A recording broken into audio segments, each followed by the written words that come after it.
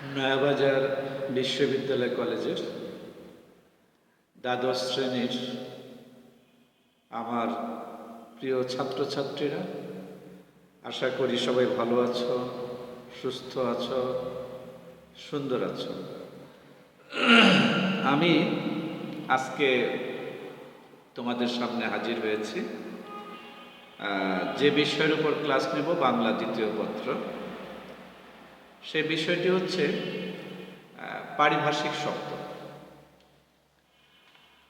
পারিভাষিক শব্দ, আমি একটি কথা সবসময় বলে থাকি যে পরীক্ষায় এই পারিভাষিক শব্দের জন্য 10 নম্বরের নির্ধারণ করা আছে। 10 নম্বর। তোমরা এই পারিভাষিক শব্দটি পরীক্ষার খাতায় উত্তর দেওয়ার চেষ্টা করবে। আসো, পারিভাষিক শব্দ কাকে বলে আমরা সেটা জেনে নিই।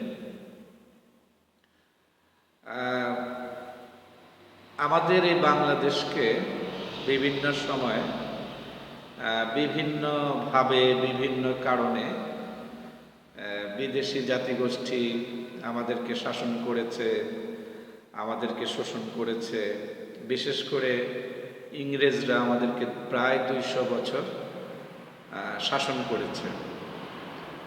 আবার অনেক জাতি ব্যবসা বাণিজ্যের কারণে বাংলাদেশে এসেছে, বাংলাদেশে থেকে ব্যবসা বাণিজ্য করেছে। তো এই সমস্ত কারণগুলো একত্রিত হয়ে যেটা হয়েছে যে বিদেশি ভাষার অনেক শব্দ আমাদের বাংলা ভাষায় প্রবেশ করে গেছে। আমরা যদি ইংরেজির কথা বলি, প্রচুর পরিমাণে ইংরেজি শব্দ বাংলা ভাষায় চলে এসেছে। আমরা অহরহই আমাদের জীবনে, আমাদের জীবনযাত্রা এগুলো ব্যবহার করছি। শুধু ইংরেজি নয়, অন্যান্য পর্তুগালের ভাষা, ফরাসি ভাষা, আরবি ভাষা, ইরানি ভাষা, চীনা ভাষা, জাপানিজ ভাষা, অনেক ভাষার অনেক শব্দ বাংলা ভাষায় চলে এসেছে। এখন এই ভাষাগুলোর যে শব্দগুলো চলে এসেছে, আমরা সেই বিদেশি ভাষার শব্দগুলোর বাংলা বানিয়েছি।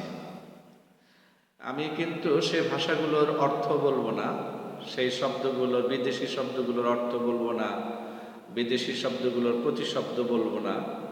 আমরা সেই বিদেশি শব্দগুলোর একরকম করে বাংলা শব্দ বানিয়েছি। সেই বিদেশি শব্দগুলোকে বোঝার জন্য, সহজে বোঝার জন্য বাংলা ভাষায় আমরা বাংলা শব্দ তৈরি করেছি।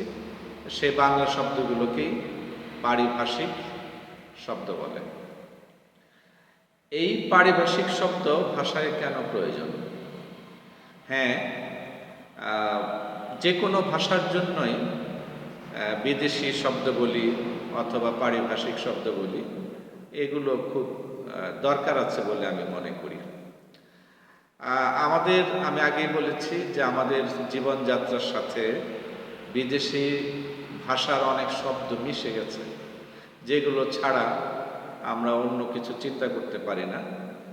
সেই কারণে সেগুলো আমরা বাংলা ভাষায় নিয়ে নিয়েছি, এবং নিয়ে নেওয়ার পর যেটা করেছি সেটা হচ্ছে তাদের আমরা বিভিন্ন বাংলা বানিয়েছি। পারিভাষিক শব্দ বা পারিভাষিক ভাষাকে সমৃদ্ধ করে। পারিভাষিক ভাষাকে গতিশীল করে, অর্থবহ করে। পারিভাষিক শব্দ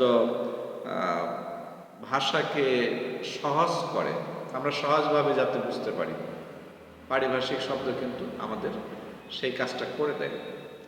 যদিও অনেক সময় পারিভাষিক শব্দগুলোর যে বাংলা বানিয়েছি, বিদেশি শব্দগুলোর যে বাংলা বানিয়েছি আমরা পারিভাষিক শব্দ, সেগুলো অনেক সময় ব্যবহার আমরা করি না, কিন্তু অনেক জায়গায় আবার আমরা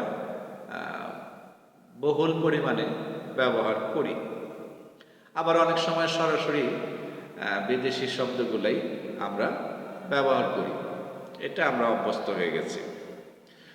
তো যাই হোক, পারিভাষিক শব্দ কি বা পারিভাষিক শব্দ ভাষার জন্য কেন উপকারী? কারণ ভাষা সবসময় চলমান। ভাষা হচ্ছে নদীর মতো গতিশীল।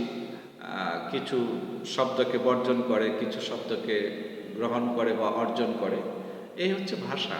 ভাষা এগুতে থাকবে, নতুন নতুন শব্দ গ্রহণ করবে, আবার যেগুলো পুরনো হয়ে যায় আস্তে আস্তে মানুষের নিজের ইচ্ছাতে সেগুলো আবার বর্জন হয়ে যায়, নাই হয়ে যায়।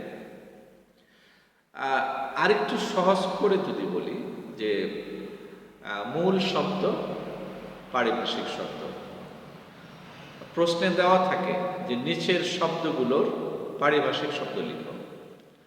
ওই যে দেওয়া থাকে যে নিচের শব্দগুলোর পারিভাষিক শব্দ লিখো, ওই নিচের শব্দগুলোই হচ্ছে মূল শব্দ, মানে বিদেশি শব্দ। প্রশ্নের মধ্যে যে শব্দগুলো দেওয়া থাকবে ইংরেজিতে লেখা, সেই শব্দগুলোই হচ্ছে মূল শব্দ, অর্থাৎ বিদেশি শব্দ। সেই শব্দগুলোর যে বাংলা আমরা বানিয়েছি, বাংলা শব্দ তৈরি করেছি বাংলা ভাষায়, সেই বাংলা ভাষার শব্দগুলোকে পারিভাষিক শব্দ বলে। আমাদেরকে প্রশ্নে কিন্তু সে পারিভাষিক শব্দ লিখতে বলে। সেই বিদেশি ভাষাটা দেওয়া থাকবে, সে পারিভাষিক শব্দ লিখতে হবে। পারিভাষিক শব্দ মানে কিন্তু, আমি আবারও বলছি, বিদেশি শব্দের কোনো অর্থ নয়। আমরা বিদেশি শব্দের কিছু বাংলা বানিয়েছি, সেই শব্দগুলোকে পারিভাষিক শব্দ বলে। আসো আমরা কিছু উদাহরণ দিয়ে আমরা বোঝার চেষ্টা করি যে পারিভাষিক শব্দ কি। আমরা অনেক সময় বলি বুক পোস্ট, একটি ইম্পর্টেন্ট শব্দ, পরীক্ষায় আসে। বুক পোস্ট, যে চিঠিটা বুক পোস্টে পাঠিয়ে দাও, সংবাদপত্রটা বুক পোস্টে পাঠিয়ে দাও, পত্রিকাটা বুক পোস্টে পাঠিয়ে দাও। বুক পোস্ট হচ্ছে এক ধরনের ডাক ব্যবস্থার সিস্টেম, যেটা একটি খামের ভিতরে পড়ে মুখটি খোলা অবস্থায়, আঠা লাগানো যাবে না, মুখটি খোলা অবস্থায় প্রাপকের ঠিকানায় পাঠিয়ে দেওয়া হয়। তো এই যে মুখ খোলা অবস্থায় বুক পোস্টটি পাঠানো হয়, এই সিস্টেমটা, এই বুক পোস্টের বাংলা বানিয়েছি আমরা খোলা ডাক। খোলা ডাক, ওই যে বললাম মুখটা খোলা থাকে, খামের মুখটা খোলা থাকে, সেখান থেকেই আমরা বানিয়েছি খোলা ডাক। তাহলে বুক পোস্টটা হচ্ছে বিদেশি শব্দ, আর খোলা ডাক এটা হচ্ছে পারিভাষিক শব্দ। তারপরে আমরা যদি বলি যে কার্টুন, আমরা কথায় কথায় বলি যে টিভিতে কার্টুন আমরা দেখি।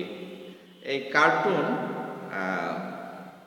আমরা বাংলা পারিভাষিক শব্দ বানিয়েছি ব্যঙ্গচিত্র। কার্টুন শব্দটা একটি বিদেশি শব্দ, এটার বাংলা বানিয়েছি, মানে পারিভাষিক শব্দ বানিয়েছি ব্যঙ্গচিত্র। যদিও আমরা কার্টুনের বদলে ব্যঙ্গচিত্র খুব একটা শব্দটা ব্যবহার করি না, কার্টুন শব্দটাই আমরা বেশি অভ্যস্ত। তারপরেও এটির কার্টুন শব্দের পারিভাষিক শব্দ হচ্ছে ব্যঙ্গচিত্র। আমরা সবসময় বলি ইলেকশন, ইলেকশন আসবে, ইলেকশনে এসেছে, ইলেকশনে ভোট দিতে যাব। ইলেকশন শব্দটা কিন্তু বিদেশি শব্দ, এটার বাংলা আমরা বানিয়েছি নির্বাচন। আমরা নির্বাচন শব্দটাও কিন্তু অনেক ব্যবহার করি। ইলেকশন শব্দের পারিভাষিক শব্দ হচ্ছে নির্বাচন। এডিটর, এডিটর একটি ইংরেজি শব্দ, এডিটর বিদেশি শব্দ। আমরা এডিটর যতটুকু না বলি তার চেয়ে বেশি বলি এই যে বাংলায় আমরা বানিয়েছি এডিটরের বিকল্প হিসাবে সম্পাদক। এডিটরের পারিভাষিক শব্দ বানিয়েছি সম্পাদক। এই সম্পাদকটা হচ্ছে পারিভাষিক শব্দ। আমরা বলি হেডমাস্টার, আমরা বলি প্রিন্সিপাল। এই যে হেডমাস্টার, এটা বিদেশি শব্দ, এটার বাংলা পারিভাষিক শব্দ আমরা বানিয়েছি প্রধান শিক্ষক। প্রিন্সিপাল এটা বিদেশি শব্দ, এটার বাংলা আমরা বানিয়েছি, পারিভাষিক শব্দ বানিয়েছি অধ্যক্ষ। আমরা কিন্তু অধ্যক্ষ, প্রধান শিক্ষক, আমরা কিন্তু এগুলো অনেক ব্যবহার করি। তো যেটা বলছি যে অনেক পারিভাষিক শব্দ হয়তো ব্যবহার করি না, কম ব্যবহার করি, আবার অনেক শব্দ কিন্তু অনেক ব্যবহার করি, মূল শব্দের চেয়ে বেশি ব্যবহার করি। আমরা বলি হসপিটাল। হসপিটাল, মানুষ অসুস্থ হলে হসপিটালে নিয়ে যায়, এই হসপিটাল বিদেশি শব্দ। এই হসপিটালের বাংলা পারিভাষিক শব্দ আমরা বানিয়েছি হাসপাতাল। হাসপাতালটা হচ্ছে পারিভাষিক শব্দ। আমরা কিন্তু হাসপাতালই বেশি ব্যবহার করি এখন, যে মানুষ অসুস্থ হলে হাসপাতালে নিতে হবে।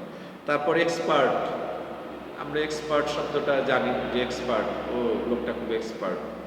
এক্সপার্ট আমরা ব্যবহার করি, বিদেশি শব্দ। এর কিন্তু বাংলা পারিভাষিক শব্দ বানিয়েছি বিশেষজ্ঞ।